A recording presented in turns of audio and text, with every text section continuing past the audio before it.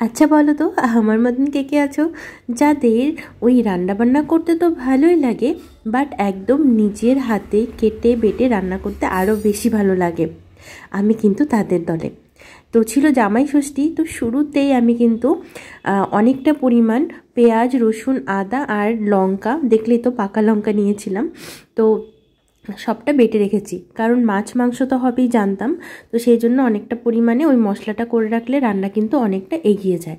আর এখানে ওই যা হয়, এনেছিল পাবদা মাছ, ইলিশ মাছ, চিকেন এনেছিল, চিকেন চাপের জন্য থাই লেগ পিস, একসাথে যে পিসগুলো থাকে সেগুলো এনেছিল। আর তারপর যেহেতু পাবদা আর ইলিশ আছে, তাই জন্য আমি অনেকটা পরিমাণে কিন্তু কাজু পোস্ত, সর্ষে পোস্ত, তারপর কাঁচা লঙ্কা, এই সমস্ত কিন্তু শিলনোড়ায় বেটে নিচ্ছি। অ্যাকচুয়ালি কী হয়, মিক্সিতে না ওই একদম অল্প পরিমাণে যদি বাটি, তো সেক্ষেত্রে না একদম মিহি পেস্ট একটা হয় না। তাই জন্য ভাবলাম না, একটু শিলনোড়াতেই সমস্তটা বেটে রাখি। তোমাদেরকে বলে রাখি, যারা নিজের হাতে একা একা এরকম রান্নার অ্যারেঞ্জমেন্ট করতে চাও, তো সেক্ষেত্রে কিন্তু ঘুম থেকে উঠে আর কোনো কথা নেই। শুরুতে ওই ফ্রাইড রাইস যদি করো, সেই সবজিগুলো আগে লিস্ট বানিয়ে নেবে যে কি কি করতে হবে। তো সেই সবজিগুলো আগে কেটে রাখলে, কি কি মশলা হবে সেইগুলো আগে থেকে যদি বেটে রাখো, তাহলে রান্না কিন্তু বলতে পারো ওই 1-1.5 ঘন্টার মধ্যে একদম নেমে যাবে। তো শুরুতেই ভাবলাম যে পাবদা মাছটা করব। এর আগে আমি চাটনিটাও করে রেখেছিলাম, তো চাটনির ভিডিওটা আর করা হয়নি, যেহেতু মানে চাটনিটা একদম সিম্পল হয়েছিল। তো আমি ভাবলাম না থাক, চাটনির ভিডিও আরেকদিন শেয়ার করব। তো শুরুতেই না আমি ওই পাবদা মাছটা কিন্তু ভেজে নিলাম, ঠিক আছে। আর যদি এই ক্ষেত্রে যদি তোমাদের কাছে যদি ওই কাতল মাছ বা অন্য কোনো মাছের প্রিপারেশান থাকে, তোমরা এই একই সাথে সব মাছগুলো ভেজে রাখবে। আর অবশ্যই একটা ভাজা মাছ তুলে রেখো, পরে খেতে দেওয়ার সময় একটা মাছ ভাজা দিলে কিন্তু ওই ডেকোরেশনের সময় দেখতে খুব ভালো লাগে। তো পাবদা মাছের এই সর্ষে পোস্ত দিয়ে একটা ঝোল বানাচ্ছিলাম, তো সেই জন্য সর্ষে পোস্ত বাটাটা দিয়ে নিলাম, আর কালো জিরা ফোড়ন দিয়েছিলাম। তারপর যা ওই রেগুলারের মশলাগুলো হয়, হলুদ গুঁড়ো, নুন একটুখানি দিয়ে নিলাম। হ্যাঁ, তারপর যেটা বলছিলাম, একটা লিস্ট বানিয়ে নেবে, তাহলে কিন্তু রান্না করতে বা যে কোনো কাজের যদি একটা প্ল্যানিং থাকে, তো সেক্ষেত্রে কিন্তু কোনো অসুবিধাই হবে না। আমরা যারা অনেক কাজের সঙ্গে যুক্ত, তাদের কিন্তু ওই রান্না করতে গেলে কিন্তু বেশ টাইম অনেকটাই নষ্ট হয়। তো সেক্ষেত্রে ওই লিস্ট বানানো থাকলে কিন্তু, আর প্ল্যান করা থাকলে, পুরো তাড়াতাড়ি রান্নাটা হয়ে যাবে।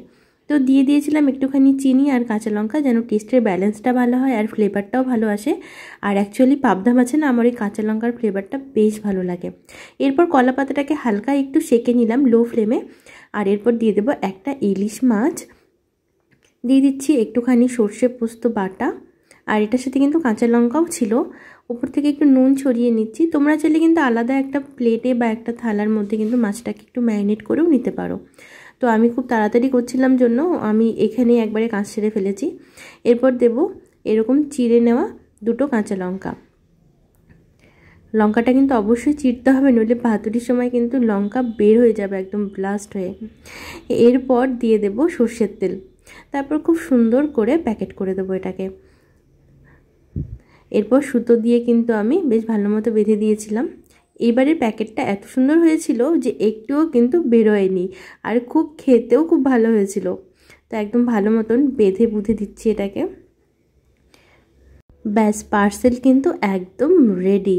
এরপরে সুতোটা দিয়ে কিন্তু বেঁধে নিলাম। আর এই সুতোটা যে দেখছো না, এটা ওই পাতুরি বাঁধার জন্য আমি রান্নাঘরে রেখে দিয়েছি। একটা সুতো, একটা কেচি, এই সমস্ত কিছু কিন্তু রান্নাঘরে রাখা উচিত, কারণ রান্নাঘরেও কিন্তু অনেক সময় এই সব জিনিসপত্রগুলো লাগে। দেখবে কখনো কোনো কিছু খুলতে গেলে, কোনো কিছুর প্যাকেট খুলতে গেলে একটা কাঁচির এতটাই দরকার পড়ে, তখন কাঁচি খুঁজতে হয়। তাই যে জায়গাগুলোতে চামচ টামচ এ সমস্ত কিছু রাখো, ওখানে একটা কেচিও রেখে দেবে। এরপর নিয়ে নিচ্ছি ইলিশ ভাপার জন্য ইলিশ মাছ। ইলিশ মাছগুলো যে এতটাই টেস্টি ছিল কি বলবো, পুরো ডিম ভরা ইলিশ ছিল, যেটা কিনা আমার খুব ফেভারিট। এরপর কিন্তু প্রিপারেশান চলছে ইলিশ ভাপার। একটা বেশ বড় সাইজের টিফিন বক্স নিয়ে নিয়েছি স্টিলের, তার মধ্যে দিয়ে দিয়েছি সর্ষের তেল। এরপর মাছগুলোকে কিন্তু খুব ভালো মতো অ্যাডজাস্ট করে নিতে হবে। তো তারপর দিয়ে দেব ওই সর্ষের তেল, আর একটুখানি দিলাম। ইলিশ মাছেও সর্ষের তেলটা কিন্তু বেশ যায়। দেখো আগে থেকে মশলা করে রেখেছিলাম যেন, কত তাড়াতাড়ি তাড়াতাড়ি সব কিছু হয়ে যাচ্ছে। তো এখানে দিয়ে দিলাম ওই পোস্ত সর্ষে বাটা মশলাটা, আর রেগুলারের যা থাকে নুন, হলুদ, কাঁচা লঙ্কা, এই সমস্ত কিছু দিয়ে দিলাম। আর এই কাঁচা লঙ্কাগুলো কিন্তু আমি চিড়ে দিয়েছিলাম। একটু সামান্য জল দিয়ে দিলাম, একটু গ্রেভি না হলে আবার খাওয়া যায় না। এরপর টিফিন বক্সের ঢাকা দিয়ে দিলাম, এটা রেডি করে রাখলাম আর কি। এরপরেই পার্সেলটা দেখি কি হলো এটার। দেখো আজকে কিন্তু একদম বেরোয়নি। আগেরবার জামাই ষষ্ঠীতেও বানিয়েছিলাম এই পাতুরি, জাস্ট একটু বেরিয়ে গেছিলো। আসলে তখন না আমি ভালো করে বাঁধিনি, আর কলা পাতাটাকেও ভালো করে সেঁকিনি জন্য কলা পাতা না একটু ভেঙে ভেঙে গেছিলো। তো যাই হোক, দেখো এটা কিন্তু আমাদের রেডি হয়ে গেছে। এরপর আমি এখানে শুরু করে দেবো মাংসের প্রিপারেশন। একদম অল্প একটুখানি মাংস রান্না করছি, কারণ খুব বেশি রান্না করলে খাওয়ার লোক থাকে না। আর তারপর হয় কি, আর একটা চাপের পিস আছে, বুঝেছো তো, ওটাও থাকবে। আর তারপরে এতগুলো চিকেন, তো সব একদম অল্প অল্প আয়োজন করেছিলাম। আর বানিয়েছিলাম দই চিকেন। যদিও দই চিকেন অথেন্টিকভাবে বানাইনি, একটু নিজস্বতা তো থাকতেই হয় বলো রান্নাতে। তো শুরুতে কিন্তু ওই আলু আর চিকেনটাকে নুন, হলুদ, জিরে গুঁড়ো আর সামান্য লঙ্কা গুঁড়ো দিয়ে ম্যারিনেট করে রেখেছিলাম। এরপর কড়াই গরম করে এই আলু আর চিকেনের পিসগুলোকে কিন্তু খুব ভালো মতো ভেজে নিলাম। তো ভাজা হয়ে গেল। এরপর এই গরম তেলে দিয়ে দেবো কিন্তু জিরে আর গরম মশলা, সামান্য আদা বাটাও দিয়েছিলাম। এরপর ওই আগে থেকে করে রাখা যে মশলাটা ছিল, কাঁচা লঙ্কা, পেঁয়াজ, রসুন, আদার পেস্ট, সেটাও ভালো মতো কষিয়ে নিয়ে দিয়ে দিলাম আগে থেকে ফেটিয়ে রাখা টক দই, যেটাতে কিনা নুন দিয়ে আমি আগে থেকে কিন্তু ফেটিয়ে রেখেছিলাম টক দই। আর যখন টক দইটা অ্যাড করবে না, তখন গ্যাসের ফ্লেমটা না একটু লো করে নেবে, নইলে অনেক ক্ষেত্রে কী হয়, গরমের দিন থাকলে দইটা না ফেটে যায়। তো তারপর যখন দইটা ভালো মতো মশলার সাথে মিশে যাবে, তারপর গ্যাসের ফ্লেম কিন্তু তুমি বাড়িয়ে দিতে পারো, নো প্রবলেম। এরপর খুব ভালো মতো কষিয়ে নিলাম। তো চিকেনটাও খেতে কিন্তু বেশ ভালো হয়েছিল। আর আমি খুব একটা গ্রেভি রাখিনি, মানে ওই একটু কষা কষাই রেখেছিলাম। এবার বারবার কিন্তু আমি ভাপা ইলিশটাকে কিন্তু পাহারা দিচ্ছি, যেটা ফুটলো কিনা, হয়ে গেল কিনা। তো দুটো রান্না একসাথে চলছিল। ব্যাস, এখানে কিন্তু আমাদের চিকেন কিন্তু প্রায় রেডি। আর খুব একটা কিন্তু তামঝাম করে আমি কোনো রান্নাই করিনি। এরপর বানাবো চিকেন স্যাটে, বা বলতে পারো চিকেন কাবাব। তো এখানে কিন্তু আমি দিয়ে দিলাম ওই দই, তারপর ওই পেঁয়াজ, রসুন, আদা আর কাঁচা লঙ্কার পেস্ট।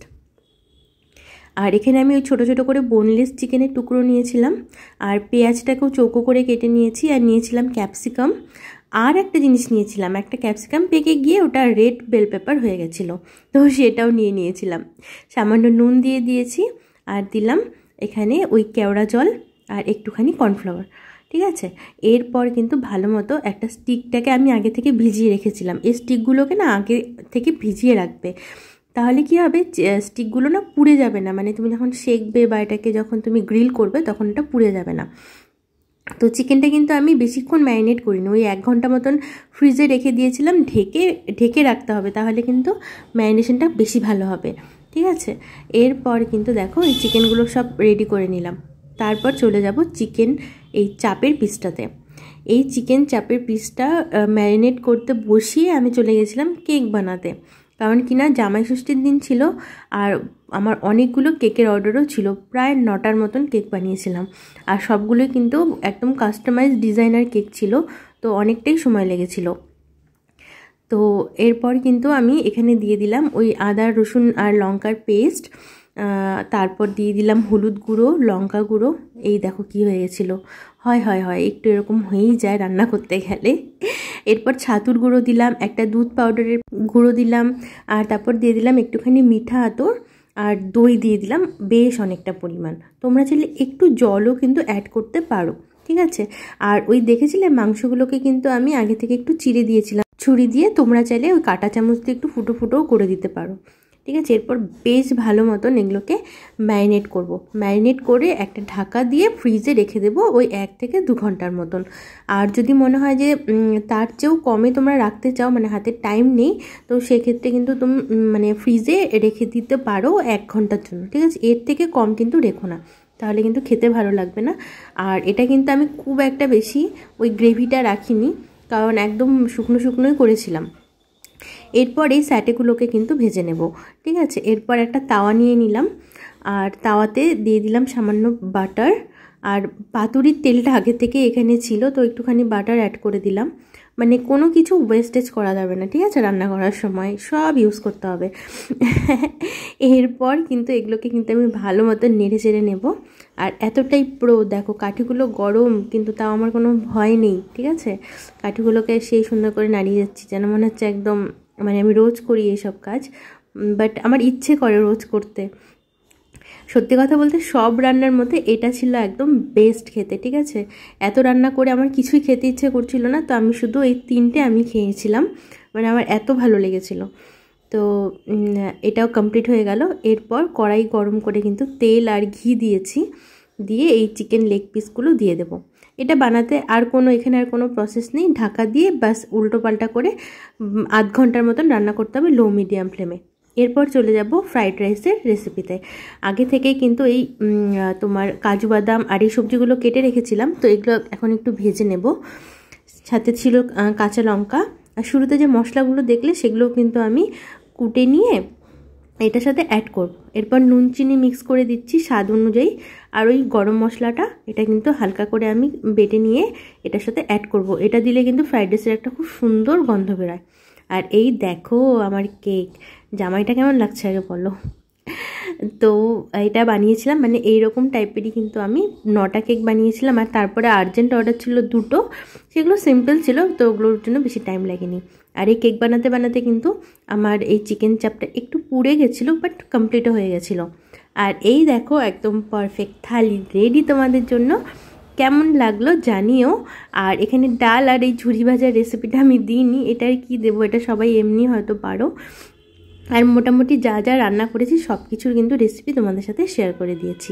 আর একটা সিক্রেটও বলে যাই, যদি একা হাতে গুছিয়ে নিয়ে সবটা করো না, সে যে কাজই হোক না কেন, দেখবে দিন শেষে ভীষণ ভালো লাগে। তাহলে আজকের মতো আসি, জানিও কিন্তু সবার এই এত বড় ভিডিওটা কেমন লাগলো।